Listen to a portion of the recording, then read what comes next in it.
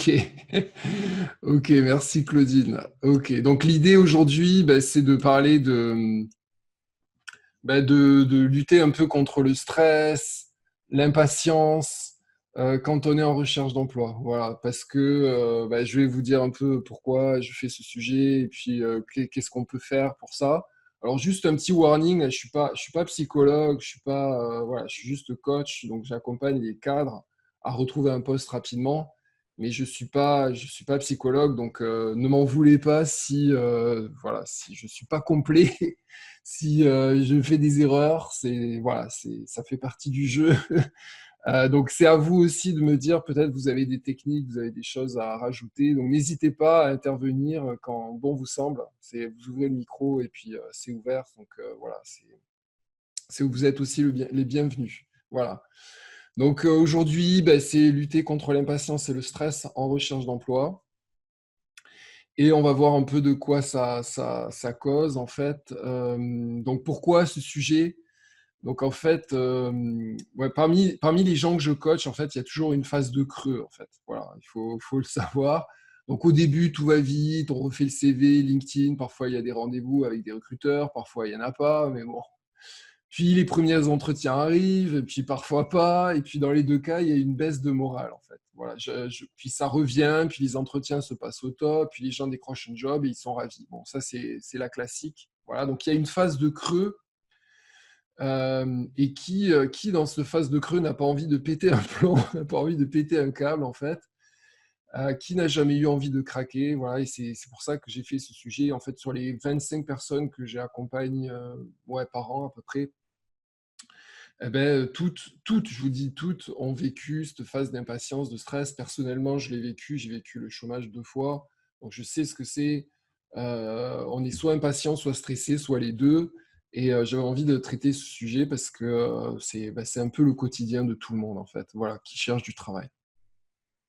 Donc l'impatience et le stress, c'est une espèce de sentiment d'impuissance là qui nous envahit. Là, on se sent impatient quand que les offres arrivent, que le téléphone sonne, que le SMS fasse bip, etc. Enfin bref, qu'on nous appelle, quoi.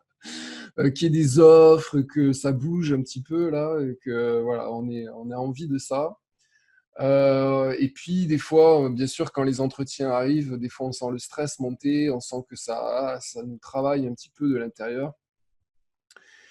Et puis aussi, tout le long de la phase de recherche, on sent aussi le stress présent. C'est la question, c'est est-ce que je vais trouver du travail? Est-ce on va trouver des choses dans mes compétences? Est-ce qu'on va voilà, arriver à faire en sorte que ça fonctionne? Voilà. Donc, c'est quelque chose que voilà, je vous répète, que je côtoie assez fréquemment. Voilà, donc, alors, et aussi, oui, aussi une chose que j'ai du mal, qui est importante aussi, on a parfois du mal à évacuer les histoires du passé. Donc, parce que, je sais pas, on a été contraint de sortir de l'entreprise ou pour X raisons, voilà, ou des fois on démarre, mais on ne sait pas trop ce que c'est le monde dans l'entreprise. Enfin bref, on a besoin d'évacuer un petit peu l'histoire du passé. Donc voilà, tout ça, ça fait que on a l'impatience et le stress qui sont présents. Donc, ce qu'on va voir aujourd'hui, ce qu'on peut faire en fait pour digérer le plus possible le stress et l'impatience, et ce qu'on ne peut pas faire pour l'éviter. Voilà, il y a deux notions, c'est super important de savoir délimiter un peu ces deux choses-là. Euh, donc, le premier point, c'est comment contourner l'impatience. Donc, ce que j'aimerais vraiment que vous touchiez du doigt, en fait, c'est qu'est-ce que c'est vraiment une recherche d'emploi. Donc, c'est pas présomptueux, là, mais quand j'ai l'expérience, en fait, de chercher du travail, puisque j'accompagne des gens, comme je vous dis, plus de 25, entre 25 et 30 personnes, là, par an. Donc, je vous dis concrètement ce que c'est une recherche d'emploi. Une vraie recherche d'emploi, c'est 30% du temps, votre temps, vous allez le passer à répondre à des offres. Voilà, donc ça veut dire refaire votre CV, adapter votre CV à une offre, détecter les offres, voir s'il y a des offres, bref, répondre au téléphone quand on vous demande d'y être, voilà, bref, aller aux entretiens, bref, tout ça c'est ce que j'appelle la recherche par rapport aux offres. Et 70% du temps restant, c'est lancer des contacts, c'est communiquer sur LinkedIn, c'est converser au tel ou en visio. Voilà. C'est ça les ratios. Bon, il y en a, des fois, c'est 40% du temps à répondre à des offres, des fois, c'est 60% à faire des contacts. Bon, c'est un ratio là, de données, mais l'idée, c'est d'avoir euh, une idée du temps que ça peut prendre, en fait. Il y a des gens qui passent 100% de leur temps à répondre à des offres, ils ne sont pas dans le bon ratio. Voilà. Des gens qui passent plus de la moitié de leur temps à répondre à des offres, ils ne sont pas dans le bon ratio. C'est ça que je veux dire, en fait. Donc, l'histoire de rechercher une offre, ce n'est pas juste répondre à des offres, ce n'est pas juste scroller sur le net, sur LinkedIn. Alors, tu vois, c'est parce que en fait, tu deviens dingue. En fait, voilà, moi, c'est pareil. Quand je suis fatigué, je scrolle sur LinkedIn, puis des fois, au bout d'un moment, je me dis, mais attends, mais qu'est-ce que je suis en train de faire là, Olivier là, je fais n'importe quoi. Je fais pas ce pourquoi je suis mandaté, je suis missionné, je suis payé, etc. Je fais pas ça en fait, et c'est hors de ma zone de, de mission en fait, et donc c'est là où ça devient énervant en fait. Voilà, c'est là où on devient dingue en fait. Voilà, donc on a envie de répondre à tout ce qui se passe sur LinkedIn, on a envie de réagir, un tel a dit ça, et puis après on regarde les news, et puis après on regarde Internet, puis après on regarde LinkedIn, et après on devient dingue. Voilà. Donc c'est pas ça en fait, c'est pas du tout ça une recherche d'emploi. Donc, autre chose aussi qu'il faut savoir, c'est vous ne pouvez pas en vouloir, enfin, vous ne pouvez pas vous en vouloir sur les choses que vous ne maîtrisez pas. Voilà, ça c'est hyper, hyper, hyper important. Voilà. Donc, ce que j'aime bien dire aux gens par rapport à l'impatience, c'est un des premiers points, c'est d'avoir une morning formula. Donc, ce que j'appelle une morning formula, c'est plutôt pour le matin, c'est parce qu'on démarre la journée, mais c'est peut-être le soir, si vous préférez être du soir.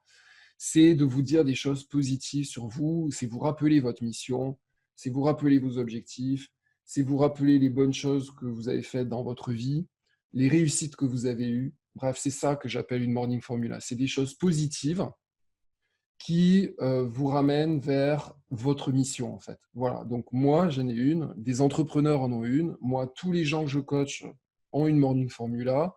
C'est quelque chose que je conseille vivement quand on est en recherche d'emploi, de se recentrer sur quelle est ma mission, pourquoi je suis là, qu'est-ce que je veux, etc.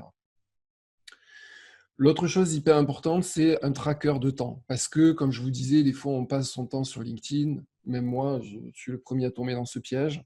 Voilà, on passe son temps sur Internet, on voit des choses qui ne nous plaisent pas, on passe son temps des fois devant la télé, devant des séries, devant je ne sais quoi. Bref, des choses qui sortent de votre périmètre de recherche, de votre morning formula. Et ça énerve. Voilà. Au bout d'un moment, ça énerve. Donc, c'est bien un petit peu, voilà, mais il ne faut pas passer sa vie là-dessus. Donc, je conseille vraiment d'avoir un tracker de temps, c'est-à-dire combien de temps j'ai pour faire les choses que j'aime, combien de temps j'ai pour candidater, combien de temps je me donne pour contacter des gens, combien de temps je me donne pour répondre à des offres, etc. C'est de vous chronométrer un petit peu tous les jours. Alors, je sais, c'est contraignant, ça demande de remplir une feuille Excel, par exemple, mais voilà, quand est-ce que vous êtes couché? Quand est-ce que vous dormez? Est-ce que vous avez bien mangé aujourd'hui? Est-ce que vous avez fait, je sais pas, une activité que vous aimez? Est-ce que vous avez fait du sport? Est-ce que vous avez atteint les objectifs que vous êtes fixés, etc. On les verra un peu plus tard. Voilà, ça c'est hyper important. Voilà, donc d'avoir une morning formula qui vous rappelle pourquoi vous êtes là, qu'est-ce que c'est votre mission, et deuxièmement, est-ce que vous contrôlez votre temps? Voilà, c'est hyper important.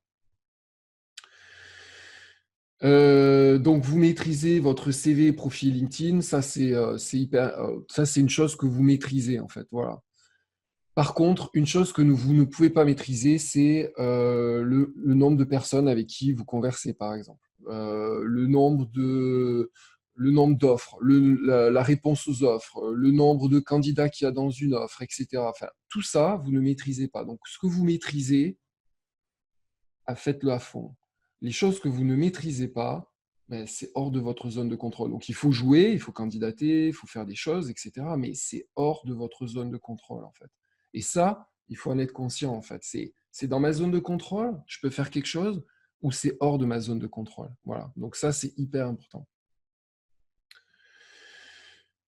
Donc l'autre point aussi, c'est que je remarque, c'est des fois quand on manque de patience, c'est la gratitude envers soi-même, en fait. Voilà. Donc, on a le droit de s'aimer. On a le droit de s'aimer même dans l'échec, même dans ce qui ne marche pas. Voilà, c'est hyper important ce que je dis parce que les gens, souvent, ben, ah ouais, mais j'ai. Souvent, on voit le verre à moitié vide ou alors souvent, on voit l'erreur qu'on a faite et puis pas tout le reste, tout le chemin qu'on a fait, tout ce qu'on a parcouru. Ben, c'est bien aussi de voir tout l'ensemble, en fait, voilà, et de s'aimer, voilà, de s'aimer, de se dire, mais attends, j'ai le droit à l'erreur, j'ai le droit aussi à pas faire les choses correctement, et puis c'est pas grave, et puis la prochaine fois, je ferai mieux, la prochaine fois, je ferai mieux. Voilà, c'est toujours pareil, c'est avoir de la gratitude envers vous. L'autre point aussi, c'est se tenir en avancement des progrès. Par exemple, il y en a qui aiment bien écrire. Moi, j'aime bien des fois m'écrire où est-ce que j'en suis, qu'est-ce que j'ai fait de bien. Voilà. Il y en a, c'est par des dessins. Il y en a, c'est des audios. Ils aiment bien s'enregistrer. Il y en a, ils aiment bien se mettre des images. Ils aiment bien avoir du visuel, voir les étapes, en fait. C'est hyper important de se tenir un point d'avancement, en fait. Voilà.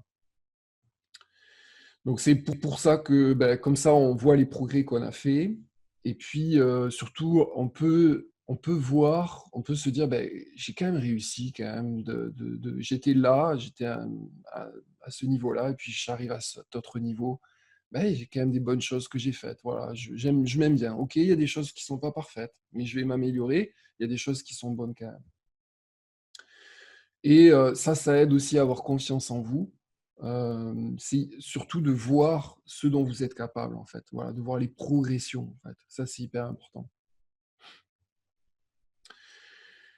Et l'autre point, ouais, c'est de la gratitude envers les autres. Donc il y a la gratitude envers vous, donc c'est remercier, c'est dire: «Bah, OK, bravo, je m'aime» et cetera. Et l'autre point, c'est remercier les autres, avoir de la gratitude envers les autres. Parce que plus vous partagez, plus vous pensez aux autres et plus vous aurez en retour. Ça aussi, c'est une loi un peu bizarre, parce que quand on est en recherche d'emploi, on se sent un peu seul, on se sent isolé, on se sent voilà. Alors que plus là aujourd'hui, bah, il y a un moyen hyper simple, c'est LinkedIn, mais il y a bien d'autres moyens. Il y a bien sûr le téléphone, le contact direct, et cetera. Plus vous partagez, je ne parle pas de vos moments difficiles, je parle de vos réussites, je parle des choses que vous savez, que vous maîtrisez, des compétences, et cetera. Plus vous les partagez et mieux, mieux vous vous sentez premièrement et plus vous aurez aussi en retour. Voilà, parce que les gens, ça les met dans une dynamique aussi d'échanger avec vous. Voilà. Donc maintenant le stress. Donc ça c'était l'impatience, maintenant le stress. Donc alors, il y a comme dans la blague des inconnus, il y a le bon et le mauvais chasseur, ben, c'est pareil dans le stress, il y a le bon et le mauvais stress. Donc le bon stress, ma définition, alors elle n'est pas parfaite, hein, voilà, c'est celui qui fait aller de l'avant, même si on ne se sent pas super bien, qu'on a des doutes. Voilà, ça ça reste du bon stress en fait. Des fois on a peur, des fois on flippe d'aller en entretien, des fois on stresse. Est-ce que mon CV va réussir ou tout ça? Ça c'est relativement du bon stress en fait. C'est quelque chose, on a le droit de le vivre, d'accord? Par contre, le mauvais stress, c'est celui qui, in fine, te rend malheureux. Voilà, c'est ça. Et la frontière, elle est parfois perméable. Et donc, c'est ça la difficulté, c'est de gérer le stress, c'est de se dire, ben, à long terme, là, ça va me perturber ou ça va pas me perturber. Voilà, c'est ça la difficulté, en fait. Et donc tout le but du jeu, c'est se dire, ben, est-ce que ça va me perturber mon long terme ou pas? Voilà, est-ce que ça va vraiment changer ma vie à long terme? Ben, si c'est non, ça veut dire que c'est un stress normal. C'est normal qu'on soit stressé, qu'à un moment donné, on sorte de sa zone de confort, que, je sais pas, on fasse des choses qui sont pas habituelles. Et donc, ben, on est un peu inquiet, voilà, on est un peu dans l'expectative de ce qui va se passer. Voilà. Après, si ça continue, si c'est trop long, si ça vous fait dériver, etc., là, c'est pas le bon stress. Voilà. Donc, chacun a ses limites. L'idée est d'en être conscient, d'en parler, d'en rire, de dramatiser la situation. On ne peut éviter la pression. Donc ça, c'est quelque chose que vous ne pouvez pas éviter la pression. Et je dirais même, la bonne pression est bonne. Tu vois, l'autre jour, je regardais un truc sur le coaching, le basket. C'était Boston, par exemple, qui pendant toute une saison, alors je ne sais pas si vous connaissez le basket, mais bon, voilà, aux États-Unis, voilà, il y a une équipe qui s'appelle Boston, et toute une saison, l'entraîneur ou le coach, il disait, j'ai mis un projecteur en haut du plafond. Parce qu'il faut savoir qu'aux États-Unis, quand les gens ont réussi une année de championnat, il y a une bannière qui est affichée, genre on est champion voilà, de telle année. Et donc il a mis un projecteur sur le vide en fait. Voilà, il y avait un vide. Voilà. Et donc en fait, chaque fois que les joueurs de basket rentraient dans la salle, ils voyaient ce projecteur qui tournait dans le vide et qui attendait ce fanion de dire ben, on est champion de basket cette année-là. Voilà. Et en fait, ça met la pression sur les joueurs. Forcément, c'est stressant en fait, parce qu'on se dit waouh, mais attends, mais je joue. Mais quelque part, ça, voilà, c'est un bon stress en fait. C'est quelque chose qui oblige à sortir de sa zone de confort, oblige à avoir des doutes, etc. Donc, tu ne peux pas éviter la pression. Ça, c'est un point hyper important. Par contre, ce que tu peux éviter, c'est d'aller trop loin. Voilà, c'est ça qui est important. Voilà, on peut éviter celle qui n'est pas de notre ressort. Donc, on peut éviter le stress par exemple, pour l'équipe de basket, voilà, si, je sais pas, je reprends un exemple, si c'est d'autres équipes qui jouent, ben, on ne connaît pas le résultat et ça, on ne peut rien faire, en fait. Voilà. Donc, ça ne sert à rien de se stresser pour d'autres qui jouent, en fait. Par contre, ça sert à se stresser quand on peut jouer, avoir du résultat sur son propre match. Donc, on peut tenter de réduire le stress donc, par des techniques. Donc, la gratitude, comme je disais, c'est hyper important. La gratitude, c'est à cultiver la gratitude, je pense que c'est un des moyens, c'est dire merci, en fait. La gratitude, c'est dire merci. Merci dans ce qui m'arrive. Merci, ok, j'ai raté. Ok, j'ai merdé. Ok, il ne s'est pas passé le truc que je voulais.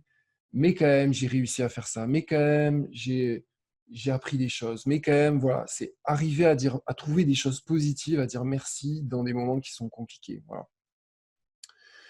L'autre technique de réduire le stress, c'est la respiration. Donc, c'est tout bête, c'est vraiment con, excusez-moi du terme là, mais c'est à un moment donné quand on se sent waouh, c'est trop fort là, de prendre des respirations et tu vois, de respirer avec le ventre là, tu vois, pas de respirer avec les poumons comme on dit, mais de respirer avec le ventre, de faire des techniques là, ça relâche un peu le stress, de se dire mais pourquoi je suis là? C'est quoi mon intention? Qu'est-ce que je veux au final? Eh ben, ok, c'est bon. Allez, je sais que je suis pas super à l'aise là, mais je suis quand même content d'aller face à un entretien, un recruteur par exemple. Une autre technique, c'est la méditation en pleine conscience. Donc, c'est un peu à la mode. Ça veut dire, c'est fermer les yeux, se détendre, et c'est essayer tout en tout en captant l'extérieur, voilà, ce qui se passe à l'extérieur. C'est c'est réfléchir un peu à sa vie, réfléchir un peu à ce qu'on est, réfléchir aux choses les images qui passent dans ta tête, là. Voilà, et c'est ce qu'on appelle la méditation pleine conscience, c'est que si tu entends une voiture dans le fond, là, tu entends une voiture, voilà, tu n'es pas ailleurs complètement. Voilà, et ça, c'est une bonne technique pour baisser le stress. L'autre technique que j'utilise parfois chez certains que je coach, c'est la visualisation. Par exemple, on va visualiser que la personne, mais elle va suivre les processus d'un recrutement, par exemple, ou suivre le processus d'un entretien.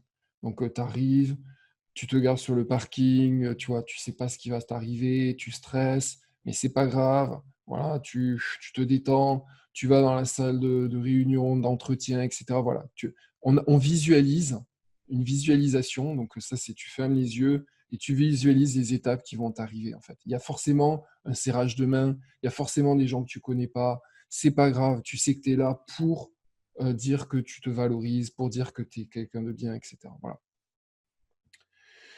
L'autre technique, c'est le sport. Bah, personnellement, moi, je me l'applique, hein. Je fais assez souvent du sport. Il y en a qui sont pas du tout sportifs, mais bon, voilà, je le dis quand même. Des fois, le sport, ça aide quand même à libérer un peu le stress, là. Alors, il y en a d'autres, ils sont du dessin, bref, toutes les autres activités que tu aimes bien et qui te rassurent. Alors, à part les faux amis, donc les faux amis sont les choses qui te font croire que tu n'es pas stressé, mais en fait, tu l'es vachement. Donc, l'alcool, cigarettes, les drogues, etc. Sur le moment, tu es cool, là, c'est super, mais dans le fond, tu n'es pas si cool que ça. Ça n'empêche pas le stress. Voilà. Donc, ça ne fait que, c'est comme on dit, repousser le tas de sable, en fait. Voilà. Donc, un petit récap de la situation. Donc, la notion de zone de contrôle, c'est vraiment à connaître, en fait. Voilà, c'est vraiment à maîtriser. Donc, toutes les choses de votre zone de contrôle, donc vous pouvez les améliorer, les changer, les transformer. C'est hyper important. Voilà. Donc, les zones de contrôle. Donc, par exemple, la mort, le décès de Valéry Giscard d'Estaing, ben, vous ne pouvez pas maîtriser. Voilà, peut-être vous l'aimez, peut-être vous détestez le gars, j'en sais rien. Mais vous ne pouvez rien faire, en fait. Voilà, il est mort et c'est comme ça. Et ben, vous ne pouvez pas changer les choses. Voilà. En revanche, votre vie, vous pouvez la changer. Voilà. Donc, toutes les choses hors de votre zone de contrôle, ben, vous ne pouvez rien faire sur le court, moyen terme. Je dis bien court ou moyen terme parce que des fois, sur le long terme, on peut quand même agir. Mais sur le court moyen terme, ben, tu peux rien faire. Là. Voilà, la date d'arrivée des vaccins, du Covid, tu peux rien faire. Là. Il y a des autorités, des machins, des trucs, des labos. Peut-être tu es dans le truc et tu peux faire quelque chose, mais si tu n'es pas dans le truc, moi j'y suis pas du tout, ben, je peux rien faire en fait. Voilà. Donc ça sert à rien que je m'énerve, ça sert à rien que je pouve, que je peste. Voilà, ça sert à rien que je me dise ah mais ils auraient dû, mais ça sert à rien. Voilà. Donc voilà, des choses dans ta zone de contrôle, ça, tu peux le changer. Voilà. Combien de gens tu contactes, combien de gens tu as, discuté aujourd'hui, ce que tu peux changer, est-ce que tu peux faire de la méditation, est-ce que tu peux faire... Tout ça, tu peux le faire, en fait. Voilà. Autre chose aussi hyper importante, le passé, c'est le passé et tu ne peux pas le changer. Voilà, c'est hyper important. Donc souvent, on ressasse les trucs du passé, là, on a envie que ça change, mais c'est pas vrai, en fait. On peut pas changer le passé. C'est bête, mais c'est comme ça. Donc voilà, donc je suis le premier touché. Enfin voilà, je jette pas la pierre. Hein, mais voilà, c'est hyper important de se le dire. Voilà. Par contre, on peut tenter de transformer le présent et l'avenir. Ça, c'est ça qui compte en fait. Voilà, c'est qu'est-ce que je veux, c'est quoi mon intention en fait. C'est ça, c'est souvent ça. C'est quoi mon intention en fait. C'est quoi, qu'est-ce que je veux faire en fait dans tout ça. Donc les techniques, c'est j'aime qui je suis, même dans les échecs. Voilà. Parce qu'on a tous des échecs, et les échecs, la pression, les échecs, ça fait partie de la vie, quelque part. Voilà, autrement, on ne progresserait jamais. Je ne vais pas rentrer dans les détails, là, mais c'est un peu ça. Aussi, les techniques, c'est j'apprécie mes compétences et j'en suis capable d'en apprendre d'autres. Là aussi, on a des certains nombres de compétences. On sait que demain, il va y avoir des nouveaux logiciels, il va y avoir des nouvelles choses, il va y avoir des nouvelles trucs à apprendre, je ne sais pas, une nouvelle situation sanitaire, j'en sais rien, on n'en sait rien en fait. Voilà, mais en tout cas, on est là pour apprendre. Et autre point, et non des moindres, c'est se placer dans un monde positif en s'entourant des gens qui sont plutôt positifs. Donc, je déconseille de regarder trop les news. Voilà, les news, c'est des choses bon, après, chacun se fait ce qu'il veut, mais moi, personnellement, je regarde que les titres sur Internet, et puis c'est tout. Des fois, je regarde un peu les infos, mais très, très peu, parce que c'est hyper anxiogène, c'est hyper négatif. Pourquoi? Parce que les journalistes se nourrissent de la peur des gens et des émotions, et que tout ce que ça provoque, et ça, c'est super, c'est génial pour eux, c'est top. Par contre, pour vous, en tant que personne, je vous le déconseille. Voilà. Et donc, c'est faire aussi des choses que vous aimez, et ça, c'est hyper, hyper important. Voilà, voilà le récap. Et puis, voilà, mais j'aime bien dire on peut aller plus loin si vous souhaitez. Voilà, j'aime bien dire ça. Voilà, si vous êtes cadre et que vous êtes en recherche d'emploi, ben, on peut prendre le temps de discuter. Voilà, pour trouver un plan d'action qui vous fera aimer votre recherche d'emploi et trouver un job le plus rapidement possible. Voilà, donc vous pouvez me contacter via LinkedIn ou mon mail au.piuzi@virginmedia.com. Voilà. Donc voilà, ben, j'ai terminé. Écoutez, n'hésitez pas à intervenir si vous le souhaitez. Vous êtes les bienvenus. Voilà, ou si vous avez des questions sur le sujet ou autres sur votre recherche. Voilà, c'est comme vous voulez. Oui, Olivier, c'est Chris. Oui, Chris, oui, J'avais une question. Là, oui. j'ai passé un entretien il y a presque un mois et de semaine en semaine, j'attends des réponses. Je sais que c'est suivi Mhm. et au début, je te dirais que j'étais pas très très stressée et maintenant c'est un mélange entre de l'angoisse et autre chose. Mm. Là, j'ai l'impression que je gère plus du tout. Là, Ah, tu vois, je devrais avoir une réponse avant demain soir mhm. et j'ai toujours rien et je sais pas comment gérer. Je sais plus comment gérer, tu vois. Je suis D'accord. arrivée à une période où je sais que je suis sur la bonne voie puisque apparemment mon entretien s'est très bien passé et que je suis en haut de la liste. Mais comme j'ai pas de retour, je me pose de sérieuses questions et j'arrive plus trop à gérer, si tu veux. Tu aurais une idée là-dessus? Oui, ben en fait, c'est toujours pareil. Il y a des choses, Chris, que tu ne peux rien faire. En fait, tu ne sais pas. Tu ne t'en veux pas parce que il y a des choses où tu peux t'améliorer, mais apparemment, tu es plutôt sur le haut de la liste, donc c'est plutôt positif. Donc, vois les choses positives. Voilà. Et l'autre point, c'est ce que tu ne peux pas maîtriser, c'est ce qui se passe dans l'entreprise. Voilà. L'entreprise qui te recrute, il y a des tas de choses qui se passent. Tu ne sais pas et ce n'est pas dans ta zone de contrôle. Ce n'est absolument pas dans ta zone de contrôle. Par exemple, je ne sais pas moi, il faut aller décider du budget pour te recruter. Ils sont en process pour savoir qui ils vont prendre. Ils sont en process de discuter, machin. Enfin, tout ça, tu ne le maîtrises pas en fait. Ce qui se passe dans l'entreprise qui recrute, tu ne maîtrises absolument rien. Donc, tu n'as pas à t'en vouloir. Tu n'as pas à te dire, ben, il faut que je fasse ça, il faut que je fasse ça. Non, c'est voilà, à part relancer de temps en temps gentiment, c'est moi je suis toujours motivé par le poste, j'espère que vous allez bien, bonjour, c'est moi, salut. Voilà, c'est tout ce que tu peux faire. Et ça y est, c'est fini, c'est tout, tu l'as fait. Et donc tu n'as rien. Et le passé, c'est le passé. Voilà, donc tu as fait, tu as passé ton entretien, etc. Maintenant, c'est la balle est dans leur camp, tu vois. Mhm. Et donc, et c'est là que je dis, faites attention, tu vois, il y a des choses que tu ne peux pas maîtriser. Ces choses-là, tu ne peux pas les maîtriser, en fait. Typiquement, Chris. Tu vois, tu as passé tes entretiens, tu as tout fait, tu as tout donné, c'est bien, c'est passé, tu as relancé certainement, c'est fait. Maintenant, tu es en attente. Je comprends que ce soit un peu stressant, là, mais détache-toi de ça, là, parce que tu ne peux rien faire de ce qui se passe dans l'entreprise. Tu ne peux rien. La notion du temps aussi est complètement différente. Euh, Ah oui, oui. voilà, c'est ça. C'est extrêmement long, là, tu vois. Voilà, voilà, Oh, c'est c'est ça. terrible, hein? C'est ça, c'est ça. Des fois, dis-toi que 3 jours à attendre, pour nous, quand on est en attente, là, c'est super long. Dis-toi que quand tu es en entreprise, 3 jours, mais c'est rien du tout. C'est, au C'est fait, vrai. on se voit, tu vois, tu imagines le patron, là. Ah, au fait, on se voit demain pour l'entretien. Ouais, ouais. Ah, ben, au fait, attends, j'ai pas vu machin que je dois voir en entretien. Bon, ok, alors, allez, on se voit dans 3 jours. Ouais, on se voit dans 3 jours. Puis dans 3 jours, le gars, il a une réunion super importante.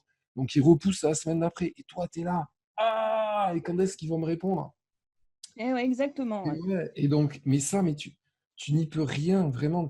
Puis en ce moment, enfin, faut être honnête, il y a le Covid, donc Mm. c'est une situation qui est particulière pour plein, plein de gens. Ils ne savent pas s'ils vont avoir le budget. Là, ça va être la fin d'année, donc est-ce que les gens vont avoir le budget? Est-ce que l'année, ils préparent les budgets, les clôtures de budget de fin d'année? Est-ce que le budget l'année prochaine, ça va aller? Il y en a qui attendent qu'une chose, c'est les vacances, parce qu'on en a ras la casquette. Donc, enfin, tu vois, tout ça, tu le maîtrises pas dans l'entreprise, en fait. Tu vois, Donc, je peux pas faire plus de ce que j'ai fait, quoi. Faut que non, j'attende. non, voilà, Chris, tu ne peux pas et ne t'en veux pas si tu ne peux pas. Voilà, tu n'as pas à t'en vouloir. Voilà, pas sur autre chose, là, pas sur ce que tu aimes faire, pas sur, je sais pas moi, d'autres entretiens, pas sur autre chose. Voilà, mais toi, tu es en attente, boum, tu es en attente et ben, ils ont à gérer, ben, ils gèrent. Voilà, voilà. Bon, super, merci Olivier. Ben, ça marche, ça marche. Mais ta question, elle est super bonne parce que je pense qu'il y a plein de gens qui sont dans ton cas. Tous les jours, je suis confronté à ça. Tous les jours, les gens me disent: Ah, mais j'ai passé l'entretien hier. Qu'est-ce que. Ben, hier, mais t'imagines? Enfin, tu vois, enfin, c'est. Donc, j'ai passé l'entretien il y a 10 jours. Qu'est-ce que je dois faire, etc. Donc, je pense que c'est une super question que t'as. Merci beaucoup, Olivier. Avec grand plaisir. Avec grand plaisir. Euh, je sais pas, est-ce que vous avez des questions? Alors, qu'est-ce que je vois dans le chat là? Attention, je pense que cela peut être très bloquant. Philippe, euh, je ne sais pas trop sur quoi tu rebondissais, Philippe, mais voilà, si tu étais le bienvenu pour intervenir. Voilà. En plus, le temps n'est Ouais, pas le même. tu m'entends, Olivier? Ouais, je t'entends, ouais. Ouais. Non, parce que par rapport à ce que disait Christine ou Christelle, je n'ai pas bien entendu le prénom. C'est Cristal. encaissé. Ouais, non, je comprends. Enfin, bon, là, je suis dans le cas de recherche d'emploi, mais effectivement, la notion de temps, etc., le stress qui monte, c'est compréhensible. Après, quand je dis que ça peut être bloquant, c'est qu'après, faut. Alors, c'est facile à dire, hein, c'est toujours pareil, hein, mais de trop focaliser sur une attente, sur une réponse, après, des fois, je pense qu'on se met des barrières et après, on a du mal à avancer. On- Après, j'ai peur qu'on reste plutôt sur un échec à focaliser sur une réponse. Après, voilà, j'espère que ce sera tout bon pour elle, hein, parce que c'est tout ce qu'on peut lui souhaiter. Mais c'est vrai, quand on est comme ça face à une réponse et qu'on attend et les délais, on a l'impression qu'ils deviennent Oui, énormes et c'est ça, disproportionnés. c'est ça. Ouais, dans le cerveau, ça bouillonne à fond, quoi. C'est un peu ce que je voulais dire. Et puis après, Claudine disait qu'effectivement, euh, c'était aussi une période dans laquelle il fallait aussi se penser à soi et se booster, quoi. Et Exactement. autant que possible, ça rejoint ce que tu disais, c'est dans ces moments-là, essayer de prendre du recul et voilà, de pas trop focaliser sur un retour. Y penser, bien évidemment, parce que quand c'est un poste qui nous intéresse, hein, voilà, on a tendance un petit peu à vouloir se l'approprier. Mais oui, de vouloir, enfin, d'essayer justement de passer un petit peu à autre chose et puis, allez, continuer d'avancer. Voilà. C'est un Ex- petit peu ma réflexion. Ouais, tu as tout à fait raison. C'est bien, c'est un bon complément de ce que je dis et c'est super, tu as tout à fait raison. C'est exactement ça. On peut pas ne pas y penser parce que forcément tu as candidaté, forcément tu es intéressé par le job, donc forcément tu y penses quand même. Ouais, c'est ça, hein. Mais de réduire un petit peu la charge émotionnelle, de réduire la charge de stress, la charge de... Mais ça, c'est en se disant, mais je peux pas, c'est hors de ma zone de contrôle, en fait. Tu peux pas... Et qu'est-ce qui est ta zone de contrôle? Voilà, et revenir sur ça, en fait. Voilà, c'est hyper important. Merci Philippe pour ton intervention, c'est cool. Je ne sais pas si d'autres personnes veulent témoigner, veulent intervenir, c'est avec grand plaisir. Moi, je veux bien un petit peu. Ouais, Et moi, je sais qu'en ce moment, ce qui est super dur pour moi, c'est que ben, enfin, je suis diplômée depuis pas très longtemps. Du coup, j'ai moins de 2 ans d'expérience. Et déjà, c'est hyper dur de trouver une offre pour quelqu'un qui a moins de 2 ans d'expérience. Ils demandent tous en ce moment au moins 3 ans et tout. Et du coup, j'ai beau postuler, enfin, quasiment systématiquement, je me fais refuser juste à cause de ça, la durée d'expérience. Et je trouve ça très, très frustrant parce qu'au final, même si j'ai pas une expérience forcément super longue, j'ai pu faire des choses très enrichissantes et très intenses. Et du coup, au final, j'ai une expérience qui est tout à fait adaptée au poste. Mais j'ai souvent l'impression qu'on ne me considère pas juste parce que du coup, je n'ai pas ce critère de 3 ans et plus.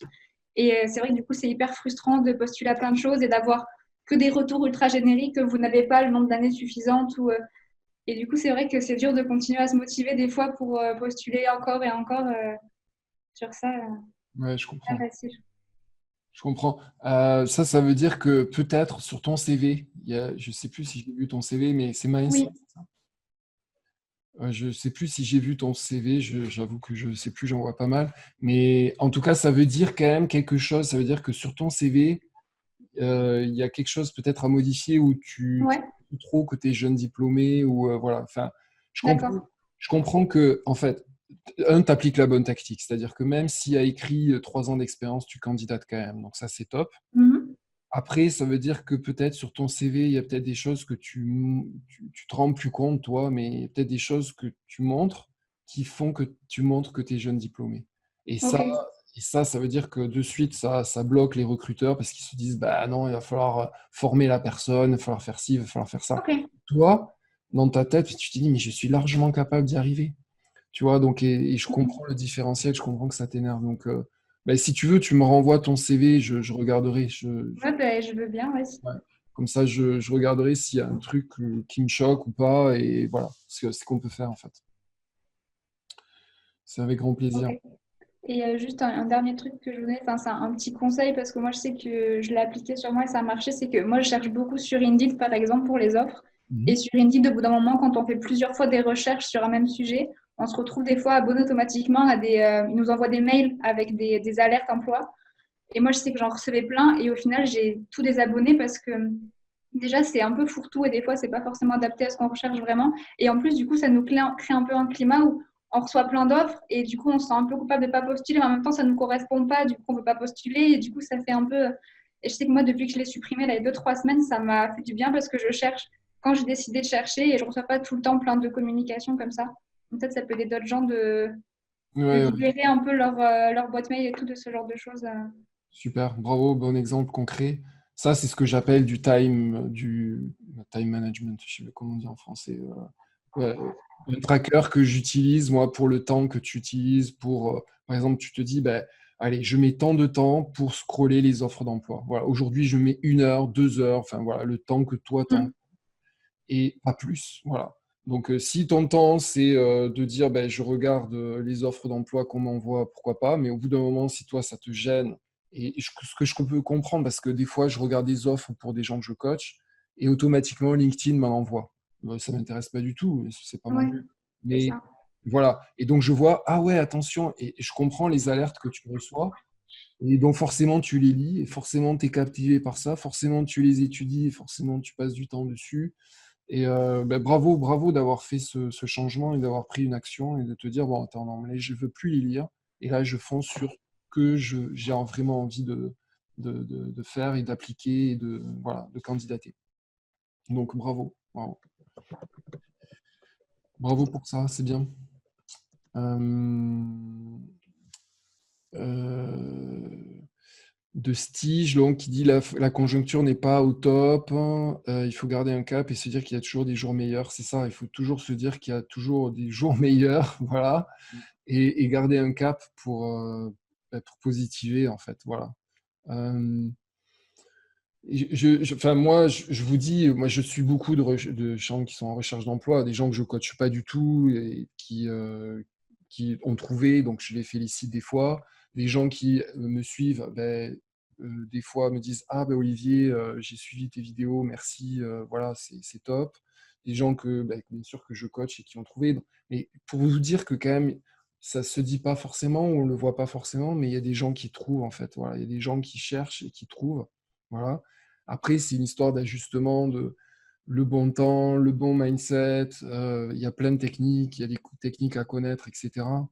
Donc, bien sûr, mais voilà, il faut se dire que voilà, c'est un moment à passer, et puis ça va passer, et puis on peut toujours s'améliorer. Voilà, c'est ça qui est important. Voilà. Donc oui, il y a toujours des jours meilleurs. Voilà, après la pluie, le beau temps, comme on dit. Alors c'est sûr que quand on prend la douche, on se dit ah, ça va durer des années. Quand on est au milieu du gué, on se dit ça va durer des années. Mais c'est pas vrai en fait. Voilà. Il y a toujours un rayon de soleil qui arrive, quoi. Voilà. Donc merci Stige. Voilà, si, merci pour le commentaire. Euh, Olivier, c'est Stéphane, c'est Stige. oui, Je rebondis. Moi, j'ai été licencié suite au Covid, hein. Donc voilà, je suis en plein dedans. Je travaille dans le commerce et bon, je rejoins un peu ce qui est dit. La conjoncture, de toute manière, elle est super compliquée. Les cabinets, ils sont bombardés aujourd'hui de candidats. On retrouve principalement toujours les mêmes annonces à 20, 30 jours. C'est vrai que le plus dur, c'est psychologiquement, mentalement. Pourquoi? Parce qu'on a l'impression qu'on se désociabilise un peu, étant donné que quand on côtoie et qu'on est dans le monde du travail, on échange, on est productif, on fait travailler ses ménages, alors que quand on se retrouve du jour au lendemain à la maison, c'est comme un lion dans un cirque, on le met en cage, il fait que tourner, tourner, tourner, tourner en rond, hein. Donc après, oui, on a la période de Covid qui est pas simple, puisqu'en plus on est confiné jusqu'à 20 km, donc on peut pas faire non plus ce qu'on veut. Donc ça, plus ça, plus ça, fait que je te rejoins, c'est pas simple. ouais, c'est pas simple. Mais toujours pareil, après, comme tu dis, après la pluie, le beau temps, faut toujours avoir de l'espoir, faut toujours garder. Et puis toujours, en fait, c'est bon, ok, j'ai du temps pour moi, qu'est-ce que je veux faire en fait? Qu'est-ce que j'aime? Voilà, des fois, c'est un peu dur de se regarder dans un miroir en fait. Je te le dis franchement, des fois, Quand tu es au travail, tu ne te regardes pas dans un miroir. Tu n'as pas le temps parce que tes objectifs, tes résultats, voilà, t'es pris par le quotidien, tes clients, etc. Bon, tes fournisseurs, bon, bref. Mais à un moment donné, c'est un arrêt qui est un peu brutal. Donc déjà, il faut le digérer, premièrement.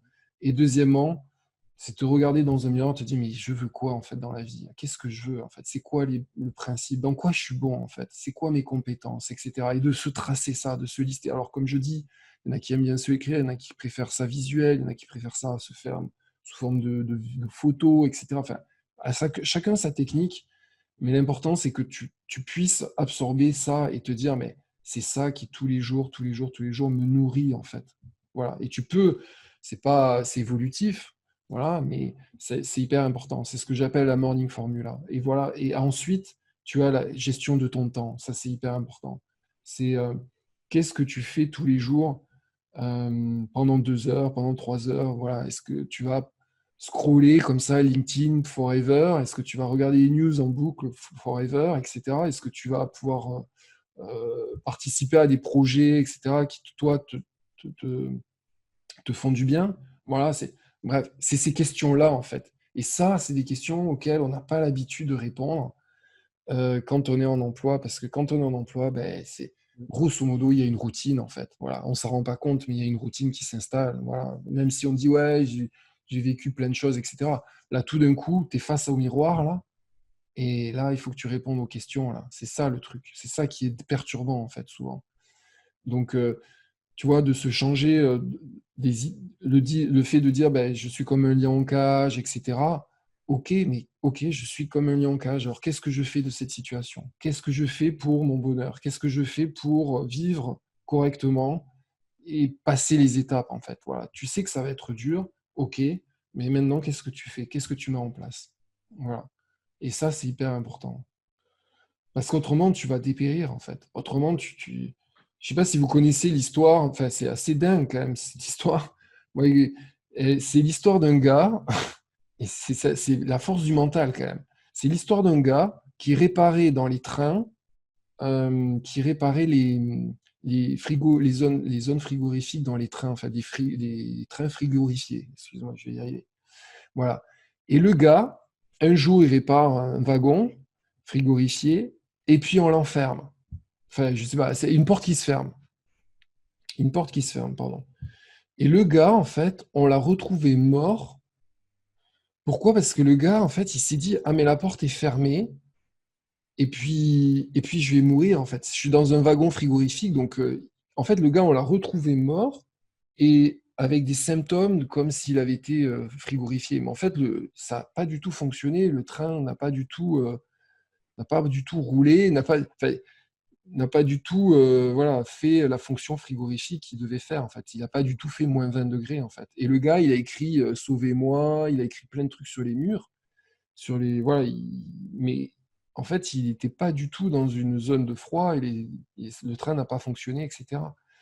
Et ça, c'est pour vous montrer la force du mental, en fait. Voilà. La force du mental qu'on a des fois à s'auto-détruire, en fait. Et comme on peut s'auto-alimenter et auto-réussir. Voilà. C'est hyper important, ça. Voilà. Donc, voilà. C'est pour ça que je dis, ben, contrôle ton temps, reste dans ta zone de contrôle. Voilà. Les choses que tu ne peux pas contrôler, tu ne peux pas les contrôler. En fait, le gars, là, il n'a même pas cherché à ouvrir la porte, en fait. Il avait plein d'outils. Il aurait pu ouvrir la porte, il aurait pu faire plein de trucs. Mais le gars, il est resté dans son mental en se disant, mais ça y est, c'est fini. Je vais mourir, le train va démarrer, je vais mourir, je vais mourir, je vais mourir. Et le mec, il est mort. Voilà. Donc, bon, mais c'est comme ça, en fait. C'est assez impressionnant, en fait.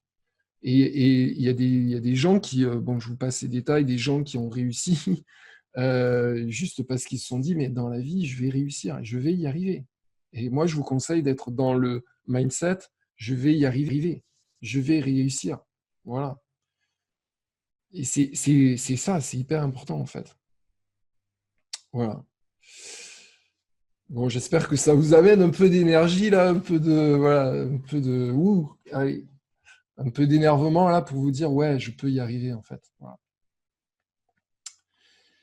Ben, je ne sais pas, si vous avez d'autres questions ou d'autres remarques, n'hésitez pas. Et puis, ou autrement, on ferme, hein, c'est comme vous voulez.